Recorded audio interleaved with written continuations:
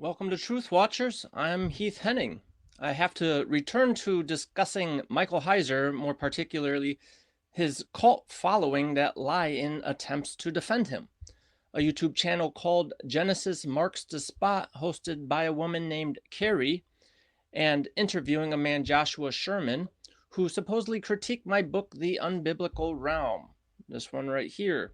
It dumbfounds me how much this woman had to lie about her treatment of my book, and sadly, this man, Joshua, just led astray by her mistreatment of my book, being ignorant of the content of my book. Honestly, I was under the impression that he would have desired a more accurate and honest discussion. I will expose Carrie as a liar specifically. Joshua seemed to be misled by her mistreatment of my book. She is either lying about what my book says or lying about having actually read it, at least every page cover to cover.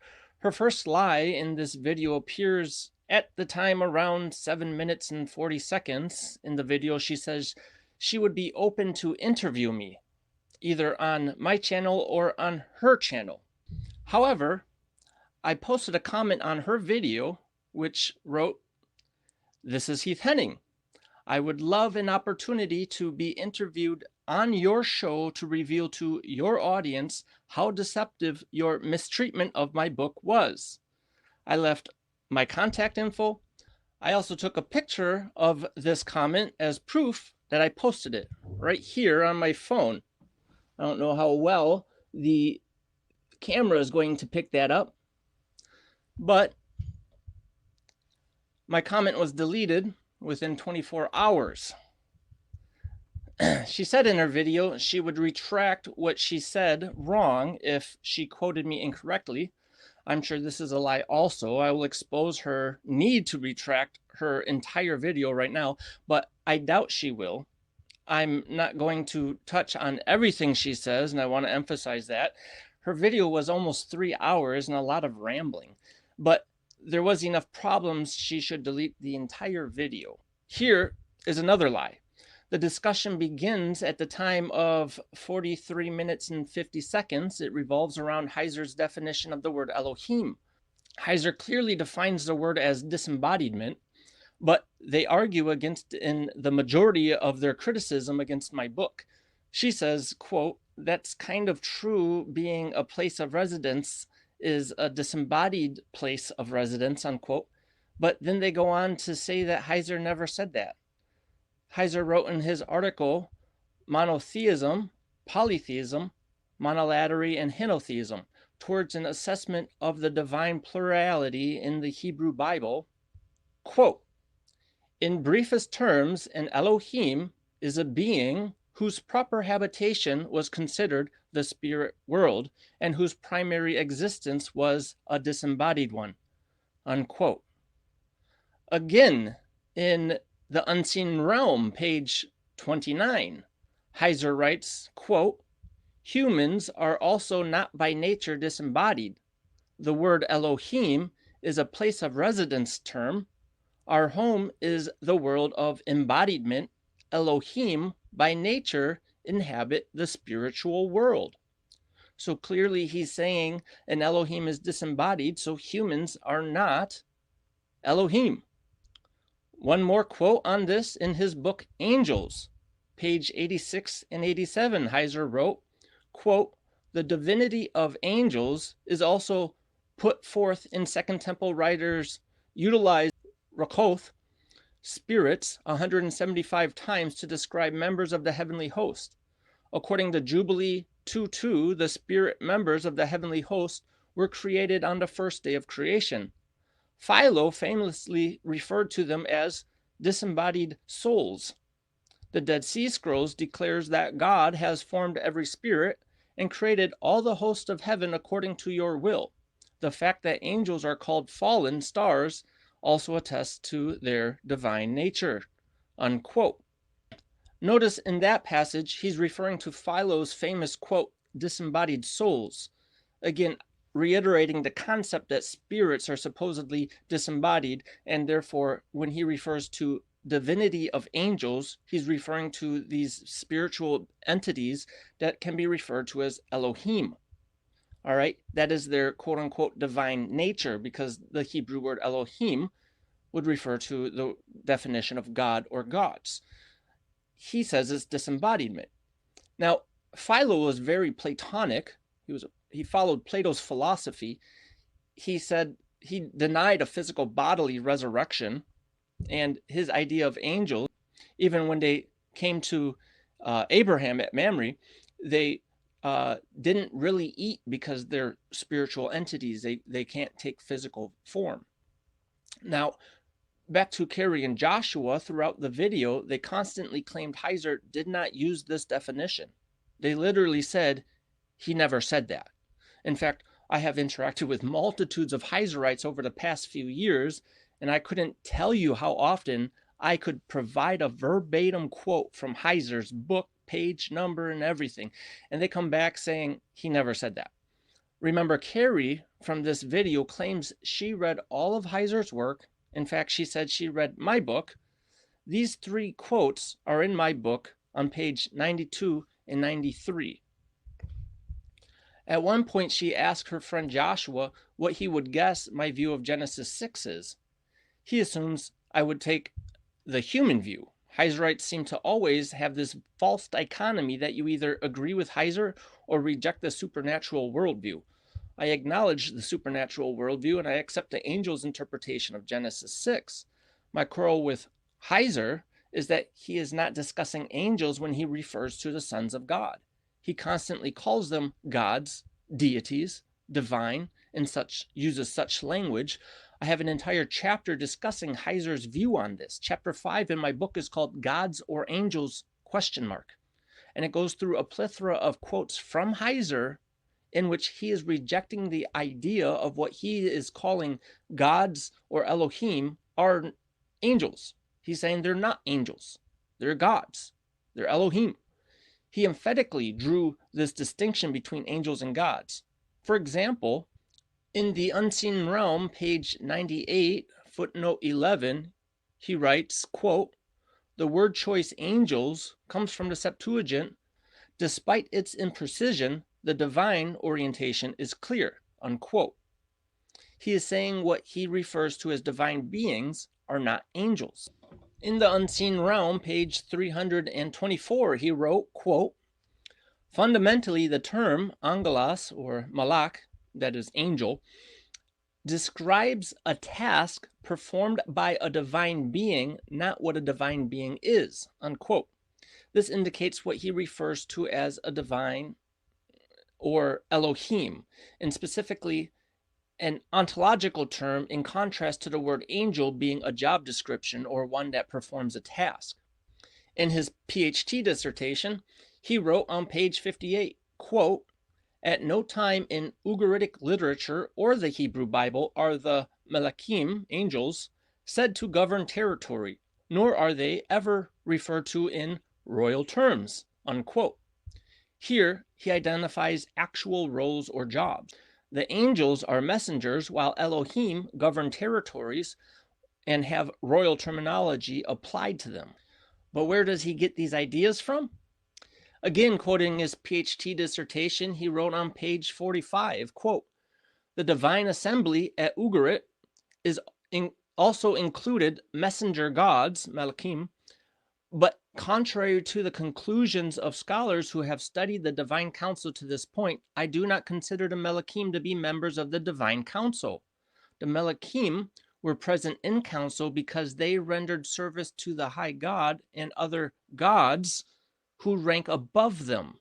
But the ruling council was composed entirely of El and his spouse and offspring," unquote.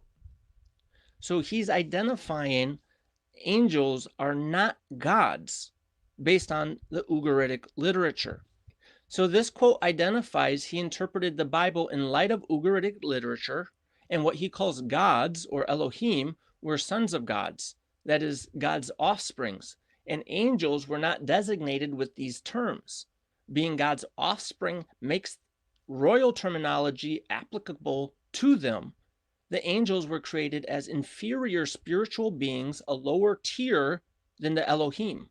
So in Heiser's article, Monotheism, Polytheism, Monolatry, and Henotheism, towards an assessment of divine plurality in the Hebrew Bible, page 3, he calls Carol Newsom's expression angelic Elohim, being translated as angelic gods, he calls that an oxymoronic term. He's clearly rejecting the angelic view with a strong derogatory attack against the many scholars that accept it. So when Heiserites think he was discussing angels in Genesis 6, they are clearly misunderstanding what he said. If divine terminology is applied to spiritual beings, it would be an oxymoron to think they were angels. That's what he's saying. I accept the supernatural view of angels in Genesis 6. I reject them as being gods. Honestly, after interacting with many Heiserites over the years, they constantly say I misunderstand Heiser, but I think they are trying to force what he was teaching into their worldview instead of allowing him to define his own words himself. This video, for example, on Genesis Marks the Spot, claims I am wrong for applying the definition of disembodiment to Heiser's theology as the definition of Elohim. But that's what he said. Don't say he didn't say that. He did on multiple occasions. If we apply his definition consistently to understand his theology, he becomes a heretic, and his fans don't like the logical conclusion it will carry us to. I interacted with a Heiserite on one of Jordan Cooper's videos and pinned down this Heiserite on this definition, which he admitted was correct. I identified that either Heiser rejected Christ becoming incarnate and would fall into the heresy of docetism, or Heiser would have rejected Christ being God, at least during the incarnation, which is a heretical view of the kenotic theory.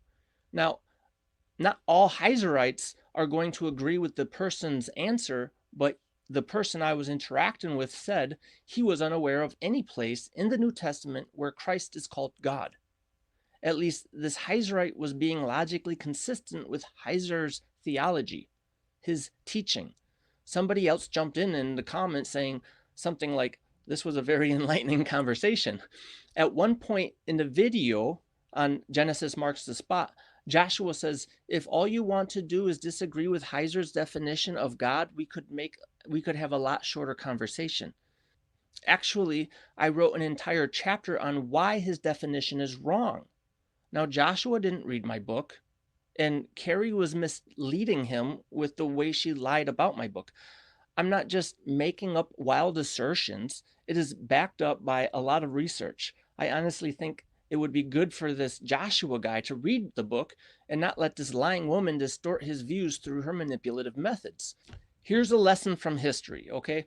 Whenever someone comes along and says Christianity has misunderstood the Bible for all these centuries and they offer new definitions to words to prove their theology is from the Bible, you should be very cautious. This is what cults have done historically.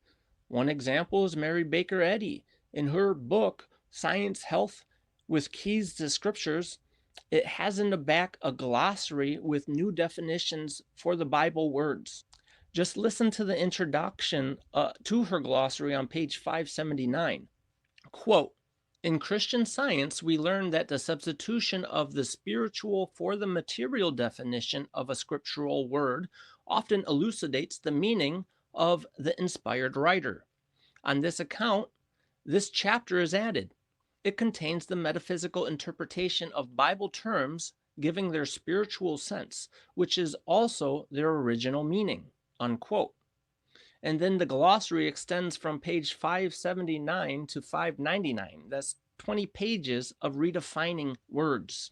So yes, cults need to provide new definitions to interpret the Bible the way they want you to. Lexical definitions are irrelevant. Socially accepted definitions are inaccurate. A new teacher comes along and finally cracks the code. Heiser says the Bible was revealed with a cryptic language, and with his new definitions, he constructs his new theology. It is wise to turn to the Bible to understand how words were used. This is theoretically how lexicons are supposed to work, but Heiser's view revolved around Deuteronomy 32:8.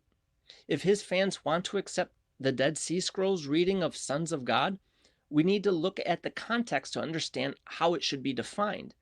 Deuteronomy 32 verse 5 refers to Israel as his children, identifying Israel as God's children, literally sons in Hebrew. Deuteronomy 32 verse 6 asks, quote, "Is not he thy father that hath bought thee? Hath he not made thee?" Unquote, identifying God as Israel's father. Obviously, the sons of God in verse 8, if you accept the reading from the Dead Sea Scrolls, would follow this context and is therefore identifying Israel. Furthermore, verse 18 refers to God as the rock that begat thee, and verse 19 addresses Israel as his sons and of his daughters. Verse 20 calls Israel a froward generation, children in whom is no faith. This is how we define Bible terms and words in context, something Heiser consistently and purposely failed to do. In my book, I interact with a bunch of lexicons to assess the definition of Elohim, and not one lexicon provides the definition Heiser offers. I quote Heiser's definition as disembodiment on page 92, and beginning on page 93, I interact with lexicons beginning with BDB. That's Brown Driver Briggs, if you're not familiar with the lexicon. At time mark 1 hour and 36 minutes, Carrie addresses this. She read the entry from BDB I have in my book. The entry I quote in my book includes such definitions as A, rulers, judges, either as divine representatives at sacred places or as reflecting divine majesty of the power, Ha Elohim, Exodus 21:6. B, divine ones, superhuman beings, including God and angels, Psalms 8:6. C, angels, unquote. Now I'm actually chopping up the quote for the video. My book has a lengthier quotation. She says I stopped the quote there, and she claims she looked into BDB, and then she says, quote, "Can you guess what it says next? Can you guess what it says next?" Unquote. And she totally hypes this up, expressing I'm somehow inaccurately or deceptively quoting this lexicon. No, that's not it. Here, right here, is my BDB copy. Right here. All right. What does it say next after I end a quote in my book? Can you guess? It says gods, the God of gods, supreme God, other gods, foreign gods, and such things. It also refers to gods and goddesses, and this is contrasted to the true God. This implies the gods of the nations are viewed as non-existing gods as compared to the true God or supreme God. But what is her point in hyping this up? What does this prove for her Heiserite perspective? Heiser defined the word as disembodiment. She complains about me using the word with the definition as God gods. She says, I stopped because I don't want to go there. Again, here is her deception because she's a liar. Page 92 and 93, I provide 3 quotations of Heiser defining the word Elohim as disembodiment. She says, Heiser never said that. Then she claims I don't want to accurately represent BDB in my quote.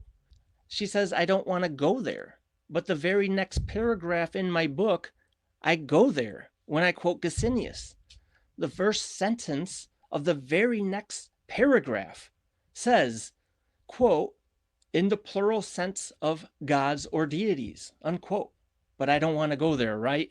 It's there. It's right there on page 93, the page she was reading from, the very first sentence of the next paragraph. Why are you lying, lady? I interact with the lexicons from page 93 to 103. All of them agree that the word Elohim means God or gods, and all throughout my book, I use the word Elohim synonymously with the English word God and gods. But here, she is accusing me of editing out this quote from BDB as if I don't want to go there. Shortly after this discussion, she again argues that I'm wrong for saying that Heiser defines Elohim as disembodiment, and that it cannot apply to physical, tangible, corporeal objects. From his most popular book, so everyone can check I'm not misquoting, The Unseen Realm, Page 29, Heiser writes, quote, humans are also not, by nature, disembodied.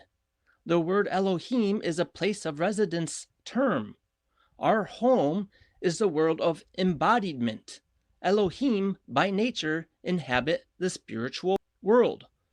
Unquote. He literally said, embodiment is by nature not Elohim, since Elohim means by nature disembodied. This is an ontological term. By nature disembodied. This is what Heiser wrote multiple times in multiple books and articles. She could say she disagrees with Heiser's definition, in which case she would agree with me, but she continues to lie and says Heiser never said that. She read the quotes in my book, but lies to her audience over and over by saying he never said that. And she lies about how I'm defining the word Elohim and pretending like I'm editing quotes from lexicons to avoid the proper definition. These are all lies. For all the Heiserite fans out there, when someone needs to lie to defend Heiser, you should start thinking why. Why does she need to lie over and over again? She refers to Paul taking the word of God beyond the ancient Near Eastern technical definition of the word. Is she here admitting the technical definition is disembodiment? But the ancient use of the words was much broader than modern words. She actually quotes my book for saying that. This is something I discuss at length and assess a bunch of scriptures to show how the Bible uses the word Elohim in this broader sense. That is why we need to understand how the word is used in the immediate context of the passage in question. Sons of God in Deuteronomy 32:8 from the Dead Sea Scrolls clearly is meant to be understood as Israel.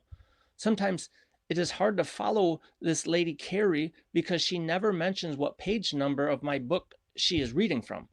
Of course, this negligence allows her to jump around and ignore context of my book, taking quotes out of their context to make the assertion as if my comments don't make sense.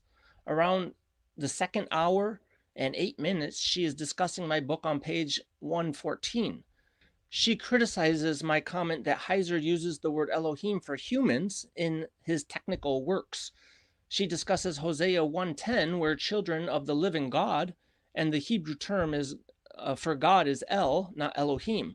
So she accuses me of using a passage with a different Hebrew word. Perhaps she's ignorant of the fact that the same Hebrew word, El, is used in Psalms 82:1, where El is used in the phrase congregation of God, or as Heiser likes to define it, the divine assembly. Also, Psalm 29:1 and Psalm 89:6. Heiser references these verses to prove his point that these are words referring to the gods. But these verses are not using the word Elohim. So it's kind of irrelevant that she brings this up and it goes against the Heiserite claims. So either she's ignorant about Hebrew or she's ignorant about what Heiser actually taught. Apparently, I'm more observant to what Heiser's teaching because I'm actually treating it accurately and she can't get it right. But here's the clincher. In my book on page 114, which she is reading from, Hosea 1:10 is never even referenced. Not once. She constructed this argument based on something not even in my book. I quoted Heiser for using the term sons of El, but in Hosea, B'nai El Kai, sons of the living God, not sons of El. The point I'm making in my book is Heiser acknowledges Elohim is used for humans in the Bible, even though his definition claims humans are embodied and therefore cannot be Elohim by nature. The passage Heiser reference in the quote I provided is Exodus 4:22 and Hosea 11:1. Of course, she doesn't follow up my quotes any further. If she did treat my book honestly, she would see the very next paragraph quotes Heiser for noting Exodus 4, verses 16 and 17, uses Elohim to refer to Moses. So she's trying to manipulate my book to claim it is filled with errors when it is actually her who's lying over and over again. Following this section, I discussed the Bible using the word Elohim for men, as well as the Second Temple Jewish literature and even later rabbinic midrashim. I then go on to show how Jews discuss God as their father in the Second Temple literature and how the Bible uses sonship terminology for Israel throughout the Old Testament. This discussion spans 13 pages with over 100 footnotes documenting Heiser's own words against him and the ancient literature he claims provides evidence for his views, which it actually does the opposite. So, Sons of God does not demand divine interpretation, nor Elohim, nor, as she brings up, the word El. She would often take quotes from my book, chop it up, not handle the context, and then act like she couldn't understand what I was saying. Joshua would often ask for clarification of what my book said in context. I think he understood that, to some degree at least, that it wasn't getting handled accurately because he would question Carrie often for clarification of my views. She would brush it off later in the video. She would say things like, I don't know, it makes no sense, it gives me a headache, and they would both giggle a little and move on. But nobody else is having a hard time understanding my book. Either she is lying or she picked it up and read it in random places, which is why she doesn't understand it in context. She constantly says she doesn't understand what I'm saying in the book. Around 1 hour and 6 minutes, she mentions my comment about Heiser altering grammar on page 52 and 53. In Heiser's book, The Unseen Realm, he argued about altering the vowels of the Hebrew word nakash, and he argues the word should not be understood as serpent. That was his point. He suggests understanding the word as shining one. He wrote in The Unseen Realm, page 87, saying, but nun, chet, shin are also the consonants of a verb. If we change the vowel to a verbal form, recall that Hebrew originally had no vowels, we would have nochesh, which means the diviner, unquote. Actually, translating it as the diviner would be a noun, not a verb. Nochesh would technically be a kale participle and is only used in late Hebrew. To make it into a verb would demand a translation like to divine in the sense of performing divination. He also goes on to offer the definition as quote unquote bronze if we change the vowels, which is where he gets the idea of shining one.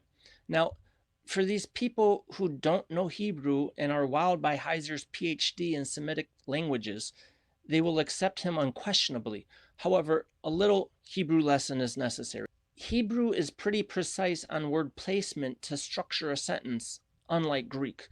You cannot just change vowels and turn a noun into a verb. You would have to move the word to a different location in the sentence completely. You would also have a major problem because in Genesis 3:1, Nakesh is prefixed with the article identifying it as a noun. His whole discussion about altering the meaning of a Hebrew word by changing vowels might sound intriguing to some people who don't know Hebrew, but it was a waste of paper and ink to anyone who has a minimum of a first semester Hebrew.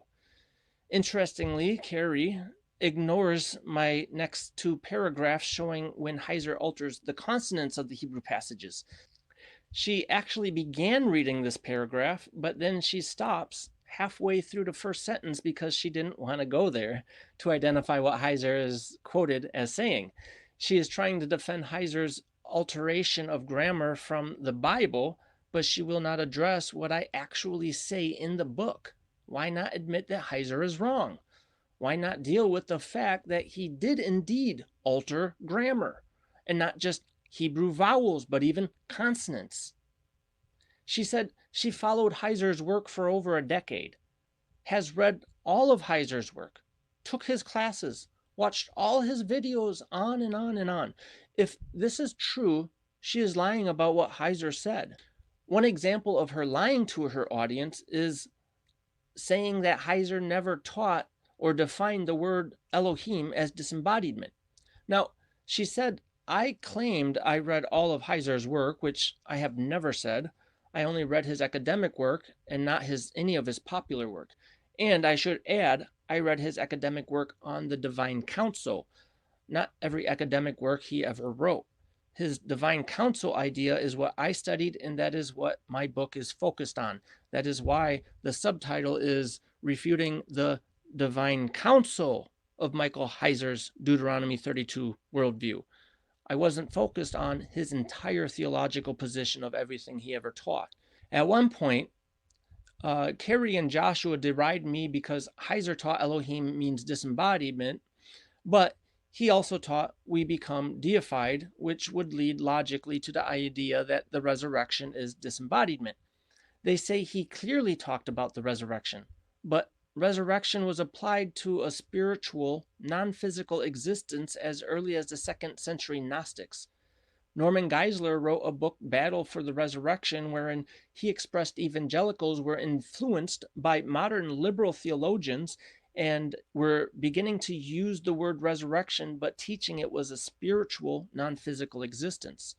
Around 2 hours and 23 minutes, while they are discussing this, Joshua actually says something like, I could see that too. He says Heiser didn't spend much time on eschatology and may have changed his views over time or didn't articulate himself specifically on that topic. The main point is that simply using the word resurrection does not prove he meant a physical bodily resurrection. The fact that he referred to M. David Litwa for his influence of deification strongly implies he rejected a physical resurrection, not to mention his liberal education. In fact, Carrie discusses my comment of Litwa on page 212. She goes on to attempt to refute my comments about Litwa. She claims I misquote or misinterpret what Litwa was saying. Now, she never read Litwa, but she is attempting to correct me on what Litwa means based on a brief quote I provide. She doesn't finish the various quotes I provide from Litwa on that page and the following page, which further proves my point. If she actually read my book, the full book, she would be aware that I interact with Litwa more extensively on pages 274 through 278. He interprets Paul's soteriology as deification, but uses Greco-Roman pagan sources to interpret Paul. He claims deification is, quote, assimilation with Christ, unquote. In his book, We Are Being Transformed, page 32, he writes, quote, it is not enough, in other words, to define deification in terms of likeness to God. In short, then, deification is the participation in the divine identity of a particular God. This particular God, for Paul, is the one he in his communities worship as the Lord Jesus Christ, unquote. That is what Litwa is teaching, but Carrie is saying Litwa is not teaching this stuff, even though she never read his work and likely not all of mine. Now, Litwa is a liberal who holds the view that Christ is ontologically subordinate to the Father. From page 5 of his book, he writes, quote, in speaking of Christ's divinity, then there is no claim that he is equal to or homoousios with the high God, or the Father. This maximalist understanding of divinity based on later Trinitarian theology is not required for my argument. In this study, I need only assert that for Paul, Christ is divine in the same way as other Greco-Roman deities were perceived as divine.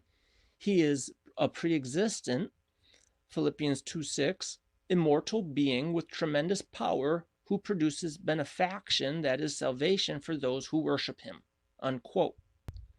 I then go on to quote him as he expresses Christians are deified with the same ontological divinity as Christ, but are economically subordinate to Christ as he is presented as our quote-unquote elder brother.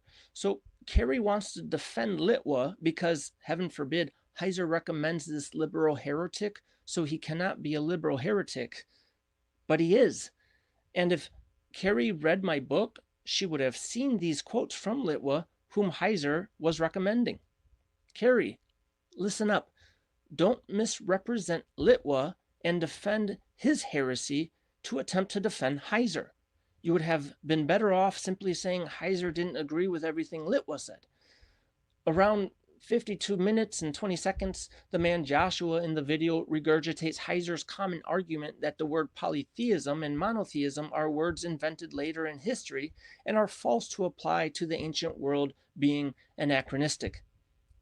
Carey allows him to make this argument without ever interrupting him to say, hey, actually, Heath exposed that as a false argument.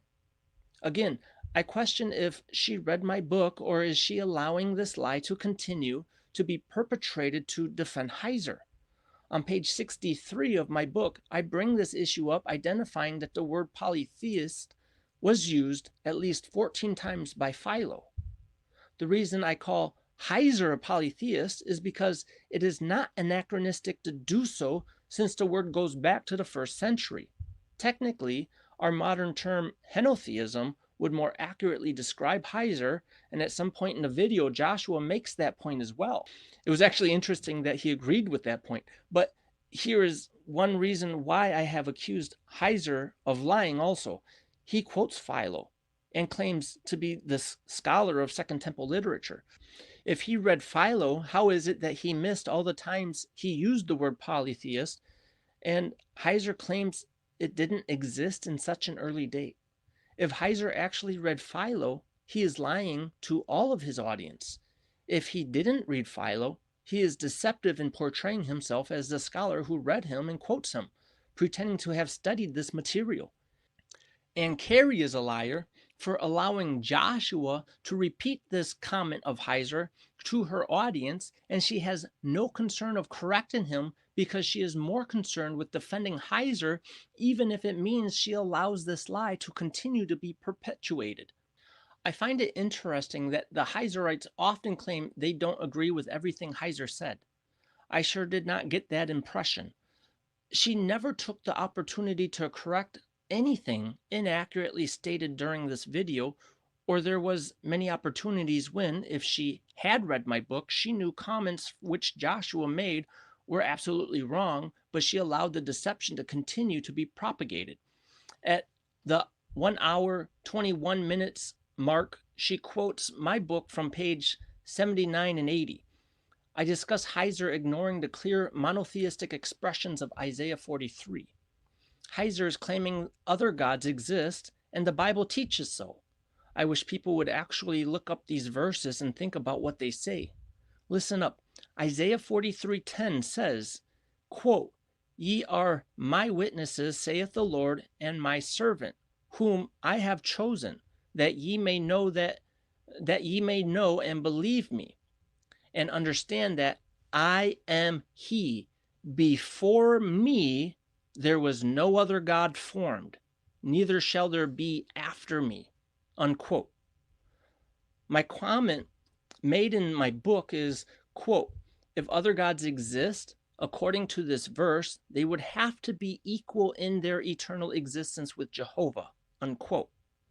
If there is no gods before Jehovah and none formed after him, any gods that exist would have to be co-eternal with him. She brushes this off as conjectural. No, it is logical. And on page 87 through 90, I provide an exegesis of Isaiah 40 through 48 to show Heiser's expression that these verses of, he calls them incomparable language, is absolutely a false interpretation of this passage in the block of context. Of course, you can accurately guess she avoids that discussion. Isaiah 43:11 says, "There is no other Savior than Jehovah." Verse 10 says, "No other gods were formed before or after him." And verse 11 says, "There's no other Savior." When she addresses the comment I make about Heiser's logical implications, they both seem to not understand the logic. If Heiser denies verse 10 to be monotheistic, rejecting any other gods exist, then he logically has to deny the ramifications of verse 11, that no other Savior exists. Again, she's chopping up the context, and Joshua is trying to interpret the book based on what she is saying. She continues to act like my book makes no sense, but continues to ignore so much context in order to make me sound like some redneck yokel who can't construct two sentences without logical inconsistencies. She said, "I don't understand what biblical theology means," repeatedly throughout the video. Though she said she watched some of my interviews that I did with Christian Road Warrior, I don't remember which interview I did with him when I mentioned I appreciate Heiser's attempt to produce biblical theology. For those not aware, biblical theology is primarily concerned of producing a theology based on chronology of progressive revelation. Heiser's book, Angels and Demons, attempted this, though it was very shabby. For example, he treated the Old Testament as a whole in a chapter, not chronologically. Then another chapter discusses Second Temple non-biblical sources, followed by a chapter on the New Testament, not specifically chronological in order. This is not how one handles biblical theology, and by adding a discussion of extra biblical sources, he's treating them as authoritative as scriptures for developing a theology from them. Even though he acknowledges he did not believe they were inspired, he still treated them equal to develop his theology. She criticizes me for using the term liberal to identify Heiser was immersed in liberal theology. He was introduced to his divine plurality at Madison University, which they argue that Heiser noted that it was a student who introduced Heiser to the theology. The same student was a student at Madison University, where the students learned it and expressed it to Heiser. Hence, it came from the university. But anyone can download Heiser's bibliography and see his influences after earning his PhD continued to be liberal authors. Most true Christians would say you don't go to unbelieving liberal scholars to learn the Bible. However, Heiser's PhD mentor taught the exact opposite, that believing Christians were biased and cannot accurately interpret the Bible. I think a lot of that philosophy influenced Heiser, and that would be why he rejected historical Christianity and attempted to strip it naked of theological traditions. Around 37 minutes into the video, she mentions my first chapter, which lays out what Heiser taught. She says, "I didn't do a terrible job because I use a lot of quotes." The whole book uses a lot of quotes. There's over 2,000 footnotes in the 330 pages, and half of those footnotes are from ancient literature. I want to emphasize this because people not familiar with my work, like Joshua in the video, seem to assume I'm opposed to interacting with ancient literature and non-biblical sources. I use all that literature, more than Heiser's books do. One of the major points in my book is that Heiser handled ancient literature inaccurately. In that section of the first chapter, there is somewhere around 120 footnotes to what Heiser teaches, just to introduce his theological views in the beginning of my book about him. Let me read just a few quotes from what I wrote in this chapter to express what Heiser was teaching. Remember, she said I didn't do a terrible job explaining what Heiser was teaching in this section. From my book, The Unbiblical Realm, page 21 through 22, explaining Heiser's theology, I wrote, quote, "In order to accomplish his plan of redemption, God had to cover the Messiah's mission with secrecy from the powers of darkness so they would not know God's strategy. This is why the Old Testament prophecies were veiled in cryptic expressions to trick the opposing sons of God. He emphasizes his idea that God is not sovereign over rebellious spiritual beings, repeating such an opinion in multiple books. This position of his gives way to open theism, which he has not bluntly confessed, but subtly implies to his readers." Unquote. On my book, The Unbiblical Realm, page 23, I write, quote, "Heiser admits to, quote, imposing a foreign worldview, quote, on the Bible, assuming Israelites shared the same worldview as their pagan neighbors," unquote. And again, explaining Heiser's theology in my book, The Unbiblical Realm, pages 23 through 24, I wrote, quote, admitting to be selective in his hermeneutic method, he begins with his divine counsel theology as the framework of interpreting the Bible. He rejects the literal interpretation method because it does not convey his Deuteronomy 32 worldview and argues textual redactions when evidence opposes his view, even altering texts of biblical and extra-biblical sources to, quote, bring out, unquote, his worldview, unquote. All these brief quotes from my book are riddled with footnotes to Heiser's writings, and she is not picking a fight about these comments. That tells us a lot about what Heiser taught. I'm surprised she does not want to defend Heiser from these comments. She claims I don't understand what a polemic is on a number of occasions. She claims at one point in the video I never used a word in my book. This is why I doubt she read my book. The word is used 6 times on page 169 alone, but apparently I never used a word and I don't understand it. Now, they ended on the note that I accuse Heiser of teaching a false gospel. She quotes Heiser from his book Demons, page 262, which is a quotation I discuss on page 231 of my book. Heiser says, quote, our study has laid out the New Testament theology of how the death, resurrection, and ascension of Christ addresses the 3 supernatural rebellions. The curse of death, brought on by the original rebellion, has been overturned. All who embrace the gospel and become members of the kingdom of Jesus will overcome death in their union with him. They will enjoy resurrection and everlasting life in God's family. The Spirit of God residing in believers sent after the ascension of Jesus blunts the human depravity proliferation by the transgression of the sons of God before the flood. The territorial authority of the rebellious sons of God allotted to them by the Most High in the judgment of Babel has been withdrawn and nullified by the design of the Most High in the work of Jesus. They have no authority over humanity outside the nation of Israel. The Gentile is welcomed back into the family of God through Christ. The Great Commission is about awakening all people everywhere to these truths so that they might be embraced by faith, unquote. Now, they discuss this quote and they conclude that my problem with this quote is that the word sin is never mentioned. No, that's not my problem with this comment from Heiser. He clearly expressed sin in the world through the impact of 3 separate rebellions, as noted. He mentioned a death, burial, and resurrection, though his idea of resurrection is probably not physical in his worldview. The problem is what he adds to the gospel. If she read the sentence before this quote, it would be more obvious what my problem is, and the entire next chapter is dealing in depth with these issues, which she would understand if she read the next chapter.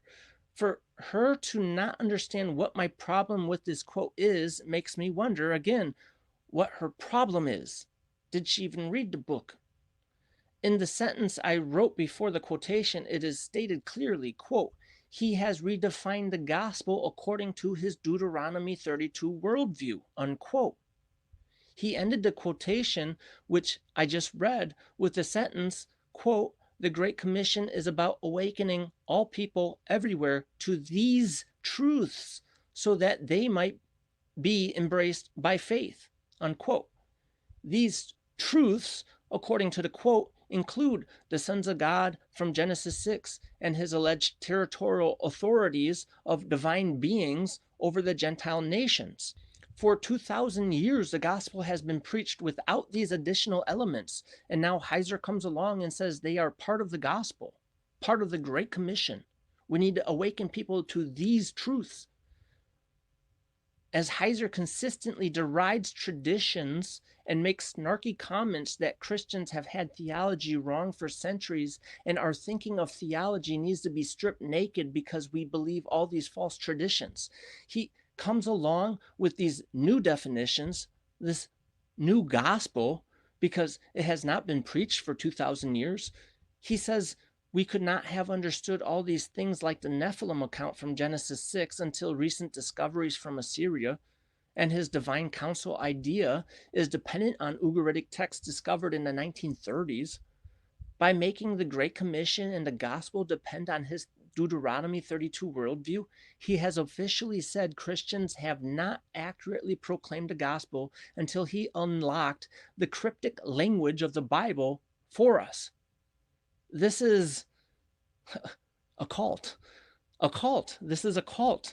At one point in the beginning of the video, Carrie and Joshua they're cracking jokes about being a cult. At first, they are denying an official Heiser cult, but then she pops up a satire website called The Cult Cookbook with a brief comment that the Heiserites get called a cult so often she figured, why not? I found that interesting that they ignore so often the accusation of being cultish. Maybe they should start thinking about that. Why do people consider Heiserites a cult? Now, it's not a cult in the sense of people that are going off to start a new Heiser church, although that is happening. I have personally been contacted by a number of people who told me of going through a church split after his material infiltrated their churches. But Heiser's theology is not a cult as in a separating cult, it's an infiltrating cult. People get into Heiser and bring it into their church to infect it from the inside. Historical examples of such things would be like Keswick conferences or Promise Keepers, even Rick Warren's purpose-driven movement. The charismatic movement infiltrated mainline denominations with Pentecostalism. These movements focused on the idea of come here to these conferences and we will teach you how to implement this stuff into your local church. It's not a separating cult, it's an infiltrating cult. And that is what makes it all the more dangerous. Now, I spent more time than I wanted to, and I didn't interact with everything stated in Carrie's video like I said I wasn't going to. My simple point is she lied through her teeth in her misrepresentation of my book. I could spend hours responding to her, but it's not worth my time or yours to actually watch me repeat that she lied over and over and over again. So I'm not going to go there. I'm not going to do that. This is Heath Henning. Thank you for tuning into Truth Watchers podcast. Remember to hit a subscribe button and share it with a friend. For more fascinating facts, check us out at truthwatchers.com, because sound apologetics and exegesis of scriptures is important for all of God's children. As it is indicated in 3 John verse 4, I have no greater joy than to hear that my children walk in truth.